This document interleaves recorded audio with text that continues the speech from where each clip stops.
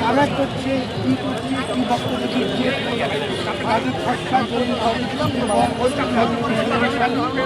এটার বাইরে অনেক বেশি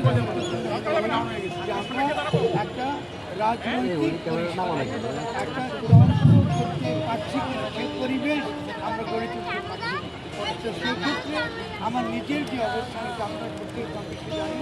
আমি মনে করি যে নির্বাচন বাংলাদেশের জন্য কোনো সমাধান নয়, এবং এটা আমাদেরকে আসলে মূলত যে মূল প্রশ্ন জুলাই গণঅভ্যুত্থানের যে মূল যে বক্তব্য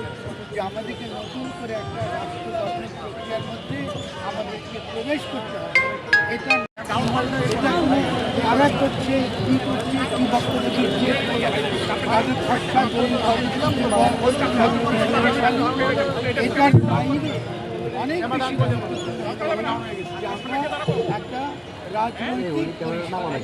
একটা তন্ত্র করতে পারছি কিনা সে পরিবেশ আমরা গড়ে তুলতে পারছি। তো সেক্ষেত্রে আমার নিজের যে অবস্থান আমরা প্রত্যেক কমিটি জানি,